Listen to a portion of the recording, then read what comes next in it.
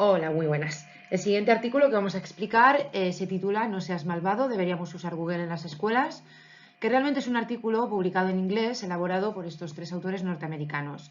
Estaríamos en el último tema de la asignatura de diseño del currículum que se imparte en el máster de formación del profesorado de secundaria y bachillerato por la UNED. Bien, este artículo empieza con un resumen, modo introductorio, en el que ya aparece de manera explícita un poco las intenciones que tiene el mismo. Hay que partir de la siguiente premisa. Google es una multinacional cuyas enormes ganancias en publicidad le han permitido expandirse a otros campos como la educación. Y poco se ha cuestionado su introducción a las escuelas por su adaptabilidad, pero es que hay que plantearse las posturas éticas, legales, democráticas, económicas, tecnológicas y pedagógicas, es decir, la tecnoética.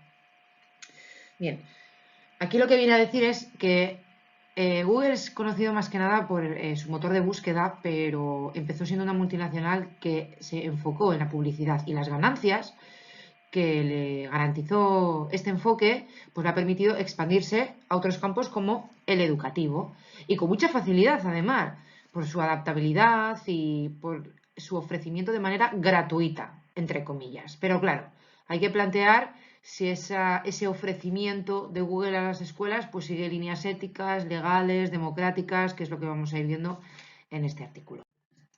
Como he dicho, es más conocido por el motor de búsqueda, pero es que Google recopila datos personales, a menudo sin consentimiento, para luego mostrar anuncios dirigidos por los resultados de búsqueda. Esto se le llama capitalismo de vigilancia. Para Google, los datos son su materia prima y gratuita. Y esto es una violación de la privacidad. A esto me refería a que el enfoque de Google es ético, democrático, legal. Bueno, pues parece ser ya en un principio que no, porque se ofrece sus servicios de manera gratuita o económica, pero nada es gratuito y lo hace obteniendo de manera en sí gratuito los datos de los estudiantes en este caso. Y de hecho, sin su consentimiento o de manera inconsciente por parte de los estudiantes, no otorgar toda esta información. Y esto hace que Google pueda ofrecer productos dirigidos, ¿vale? Y así que al final están condicionando al estudiante. Por eso se le llama capitalismo de vigilancia, ¿vale? Es como un arma de doble filo lo que tiene Google. Y de hecho, desde la pandemia, pues obtuvo muchísimo poder, afectando yo no solo a la escuela, sino a la gestión de aprendizaje. Es decir, ya no sirve solo como herramienta todos los productos que ofrece Google, sino que es que está condicionando a la manera de aprender de los estudiantes, a más de 170 millones de estudiantes. Pero es que el auge de Google es normal, es el sitio más visitado del mundo. Esos productos, por ejemplo, gratuitos, entre comillas, que ofrece a nivel educativo, aquí podemos ver dos ejemplos, Google Workspace for Education o Chromebooks. Y el tema de que se adapte muy bien a la escuela ya no es solo por el software o el hardware, que se adapta muy bien y se integran muy bien, ¿no?, a las herramientas tecnológicas existentes, sino que es que también elude la burocracia, por eso es más económico. Pero claro, ¿dónde queda la protección de los estudiantes? Es por esto por lo que se aboga por un enfoque tecnoético, ¿vale? El artículo aboga por este enfoque. Se ha pedido de manera repetitiva a los responsables de toma de decisiones que consideren las consecuencias morales y sociales de las tecnologías que se presentan como neutrales, pero que pueden fomentar el racismo, el clasismo, el autoritarismo. O sea, no hay ética en el trabajo de Google. Así que lo que está abogando este artículo es que haya un trabajo crítico en las escuelas sobre esta y otras plataformas de Internet. Por ejemplo, el artículo habla también de YouTube, de Facebook. Bien, entonces ahora vamos a ir viendo una serie de preguntas que el artículo está como aconsejando que el maestro haga al estudiante, para que no solo utilice Google de manera para aprender, sino que utilice Google para criticarlo. Y es que el articulado también establece que apenas hay fundamentación teórica, o sea, un estado de la cuestión sobre Google en la que se critique la plataforma. Siempre se elogia el papel que tiene Google en la educación, pero hay que apostar por una postura crítica. Y ahora vamos a ir viendo una serie de preguntas que los alumnos pueden tener presente a la hora de criticar este tipo de plataformas. Por ejemplo, la primera, ¿esta tecnología fue diseñada y se usa éticamente? Transparencia y veracidad. Oculta su modelo comercial de extraer datos. O sea, no es transparente y de manera explícita Google no dice sus intenciones. O sea, él se ofrece como una plataforma gratuita, económica, que tiene muchísimos productos, pero no te dice realmente lo que quiere, que son tus datos para luego dirigirte a ti en tus búsquedas y en la información que estás buscando. Incumple las leyes. Google atribuye la responsabilidad de desactivar datos a los padres, activado por defecto, pero para ellos es difícil saber acceder.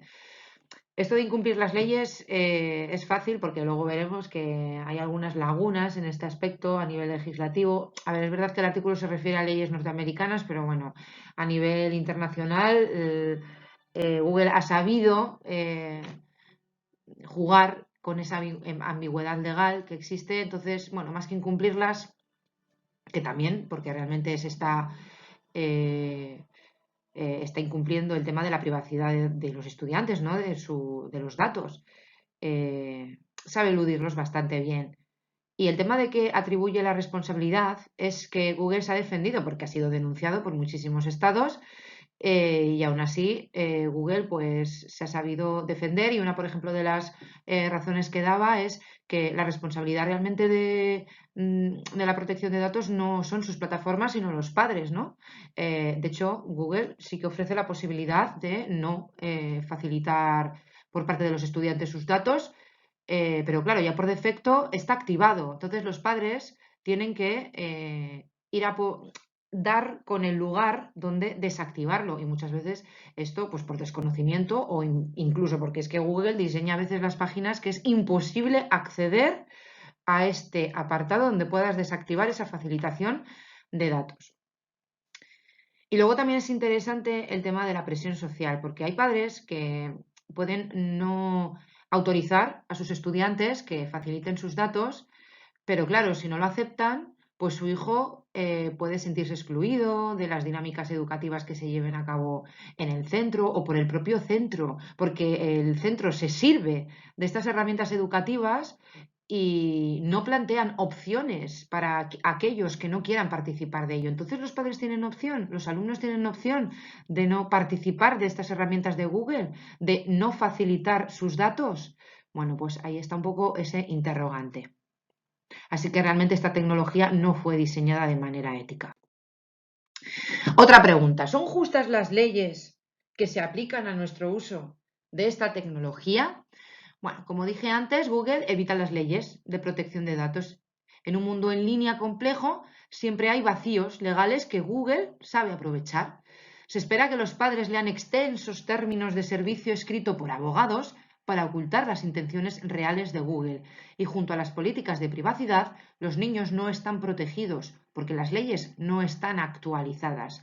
Así que las leyes no son justas, más que justas, necesitan estar actualizadas y necesitan estar a la par de las pretensiones que tiene Google y que a día de hoy se saben de sobra.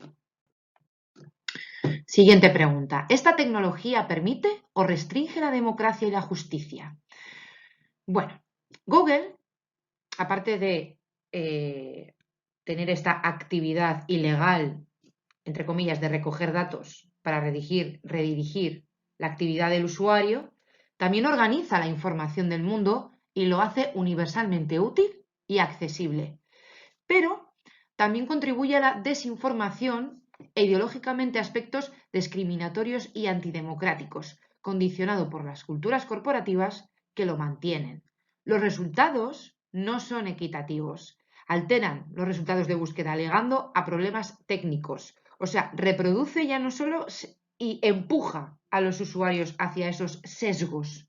No hay filtro de contenido como ocurre en las bibliotecas, donde de hecho se pueden recibir hasta quejas. Y es que Google se basa en algoritmos para indexar la web. Bien, todo esto que acabo de mencionar en Google está todo. Wikipedia sobre todo, ¿no? Es una plataforma, de hecho, de elaboración comunitaria en la que obtienes muchísima información, accesible muy rápido, puedes obtener esta información, Pero claro, los resultados no son equitativos, es decir, tú puedes buscar algún concepto, algún fenómeno y Google te va a plantear, según esa plataforma, pues las páginas más importantes en función de la publicidad y del patrocinio que tengan, que eso también es interesante. Y luego no hay un filtro de que el contenido que estamos analizando sea correcto o no, porque realmente, oye, lo puede realizar cualquiera, ¿no? Un blog no tiene por qué tener ninguna verificación, ¿no?, de lo que estamos viendo. Lo damos por bueno ya porque lo estamos viendo en Google. Y es que también puede haber una desinformación y al final puede haber aspectos que nos redirijan ideológicamente, porque al final son la información que se nos presenta en Google está condicionado por las culturas corporativas que lo mantienen. Así que no es neutral la información que estamos viendo. Por eso tenemos que tener capacidad para saber buscar en Google. No de primeras, en los primeros buscadores, darlo por verdadero y bueno. No, tenemos que ser capaces de tener una capacidad crítica para poder verificar si lo que estamos leyendo es así. Pero es que, como digo, en Google no hay filtros, se basa en algoritmos para indexar la web. Así que restringe la democracia y la justicia porque entran en conflictos con los motivos de lucro que tiene Google. Así que es contradictorio, ¿vale? Porque te facilita muchísima información, pero realmente es desinformación. Hay que tener una base para poder enfrentarte a la información que te facilita Google. Bien, ¿son las formas de la tecnología en que los desarrolladores se benefician de esto éticas? Bien, hay que tener en cuenta que la recopilación de datos aumenta la eficacia y mejora del producto. Utiliza los perfiles de los usuarios para orientar la publicidad, impulsa comportamientos. A esto me refería a que no solo recoge información, sino que con esa información luego redirige, mejora, hace más eficaz tus búsquedas en Internet, impulsando los comportamientos. Es lo que ocurre cuando tú buscas algún producto en Internet, incluso cuando hablas de ello, porque ya el teléfono o el portátil o la tablet escucha, de repente te aparece en YouTube, cuando estás viendo un vídeo, algo relacionado con lo que tú has estado buscando o tú has estado hablando con alguien, o incluso si has estado buscando un sitio para comer o para visitar, más adelante te va a aparecer un anuncio sobre el tema. Entonces, eso va mejorando. Es como un ente que va alimentándose de datos y por lo tanto va mejorando de manera progresiva. Claro, esto amenaza la privacidad y la democracia. Google se ha infiltrado en las escuelas por la ambición de esta de integrar las tecnologías y reducir el gasto, pero nada es gratis. Esto es lo que mencionaba antes. Bien, ¿cuáles son los problemas no deseados sino obvios a los que podría contribuir esta tecnología? Bien, es posible que Google facilite demasiado el acceso a la información, es lo que decía antes, es muchísima información a la que estamos expuestos con Google, pero bueno, ocurre lo mismo en las bibliotecas, ¿no? Hay muchísima información, no toda, obviamente, en Google sí. En una biblioteca hay que tener conocimiento de cómo buscar la información. Eso es lo que decía de que hace falta que haya una base. Y en Google muchos no están familiarizados con la diferencia de motores de búsqueda. Se confía en los mejores resultados. ¿Dónde quedan las habilidades de alfabetización? Quedan en peligro. Y la calidad de la información, pues hay que tener una base. El artículo también habla de la función de los maestros. ¿Hay que ver a los maestros como ayudantes? Pues, según el artículo, no. Los maestros tienen que ayudar a esa visión crítica que tienen que obtener los estudiantes ante este tipo de plataformas, ¿vale? Y es que Google dice que si toda la información está ahí, que ¿para qué hace falta los maestros? Bueno, pues los maestros facilitan el aprendizaje. Una cosa es la información y otra cosa es el conocimiento, ¿vale? Y es que el aprendizaje en línea parece ser, pues sí, es más cuantificable, pero influye en cómo se conserva el conocimiento, cómo se procede el aprendizaje. O sea, puede valer como una herramienta, pero no como una verdad universal lo que obtenemos de esta plataforma. Bueno, cuando digo esta plataforma me refiero a Google, Facebook, Instagram, YouTube y un sinnúmero de plataformas. Pero simplemente como herramientas que hay que enfocar desde una manera crítica. Bien, ¿y de qué manera esta tecnología ofrece y limita las oportunidades de aprendizaje? Bueno, hay que tener en cuenta que sus aplicaciones son muy fáciles de usar, pero que el espíritu de Google inclina la educación hacia sus objetivos. Bueno, con esto se puede apreciar esa inclinación, esa influencia de Google en la educación. O sea que no, como veíamos antes, nada es gratis. Está influenciando en todo momento. Ofrece unas herramientas, pero a su vez esos datos que recibe va a condicionar el aprendizaje. Y es que los alumnos confían en los resultados de Google y rara vez pasan de la primera página. Es lo que decía antes, de dónde queda la alfabetización, las habilidades de alfabetización, dónde queda ese carácter crítico del estudiante de ver, de diferenciar motores de búsqueda, de diferenciar la calidad de lo que se le ofrece, de que todo lo que hay en Google es verdadero. Pues hay que tener una postura crítica ante esto. Bien, ¿y cuál es la trascendencia y las conclusiones a las que llegamos con todas estas preguntas? Bueno, pues que los estudiantes necesitan oportunidades para pensar críticamente no solo sobre los servicios de Google, sino también sobre las muchas otras tecnologías que usan en su vida diaria, que los educadores y los estudiantes pueden trabajar hacia un cambio democrático y justo con respecto al papel de Google y otras tecnologías en las escuelas y la sociedad. Es decir, que aunque las intenciones de Google no sean éticas, se puede usar de manera ética y democrática. O sea, Google puede tener las intenciones que quiera, pero como estudiantes y maestros podemos utilizar estas herramientas con unos fines que nosotros querramos. También se necesitan leyes y acciones colectivas para que todos los distritos escolares y los padres no se vean obligados a negociar con Google por su cuenta. A esto se viene pues que muchas veces han tenido la responsabilidad los tutores, los padres de los alumnos. No, se hace falta que haya unas acciones colectivas fuertes y leyes que realmente estén a la par y actualizados con todo lo que plantea Google. Y también se requiere la intervención del docente para esa postura crítica ante Google y otros.